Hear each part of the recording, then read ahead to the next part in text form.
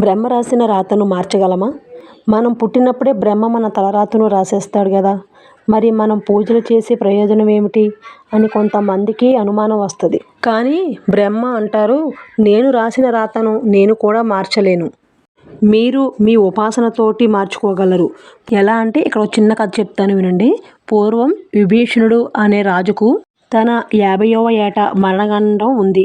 అతను ఒక గురువును ఆశ్రయించి గురువు చెప్పినట్లు అర్చన, మృత్యుంజయ మంత్రం జపం చేసి గండం నుండి తప్పించుకుని బ్రతికాడు. దుర్యోధనుడికి 128 ఏళ్ల ఆయువు ఉన్నది. కానీ అతను చేసిన తప్పుల వల్ల అతను తొందరగానే మరణించాడు. ఎలా అంటే ద్రౌపదిని జుట్టు పట్టుకుని దుశ్శాసనునితో ఏడిపించడం వలన చేసిన పాపానికి 60వ ఏటే చనిపోయాడు.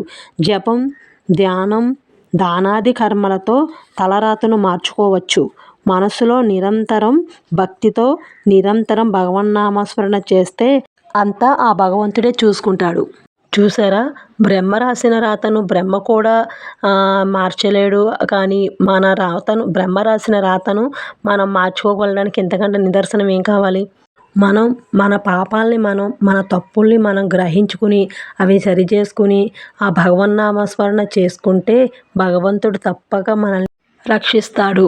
ఇక్కడ కనిపిస్తున్న వీడియో అయితే లాస్ట్ ఇయర్ అండి, నిప్పులగుండం తొక్కిన వీడియో అండి ఇది. బ్రాహ్మణగూడెం శివాలయంలో ప్రబల సంబరాలు చాలా బాగుంటాయండి. ఈ చుట్టుపక్కల ఎక్కడ జరగదండి, అంత కన్నుల విందుగా జరుగుద్ది అనమాట. చాలా అంటే చాలా బాగుంటుంది. నేనైతే ఎక్కడ చూడలేదు ఈ ప్రబల సంబరాలు. నిప్పులగుండం గట్టా ఇంకెక్కడ ఉంటాయి కానండి. ఈ చుట్టుపక్కల ఏరియాలో అయితే బ్రాహ్మణగూడెంలోనే ప్రబల సంబరాలు జరుగుతాయి అన్నమాట. నేనైతే గత 5 సంవత్సరాల నుంచి ప్రబల సంబరాలు అవి చూస్తున్నానండి. అంతకుముందు నాకైతే ఏం తెలియదు. ఏదో మార్నింగ్ వెళ్ళి స్వామి దర్శనం చేసుకొని పళ్ళు ఇచ్చి రావడమే. కానీ నేను ఈ 5 సంవత్సరాల నుంచే నేను చూస్తున్నాను అనమాట. అందుకే నేను ఇంత పర్టికులర్గా చెప్తున్నాను.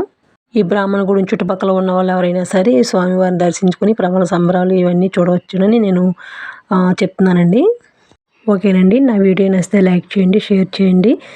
యూట్యూబ్ అయితే సబ్స్క్రైబ్ చేసుకోండి, ఇన్స్టా అయితే ఫాలో అయిపోండి. ఇంకెందుకు లేటు మరి. స్వామివారి దర్శనానికి అయితే రేపు అందరూ సిద్ధంగా ఉండండి. హర హర మహాదేవ్. ఓం నమః శివాయ.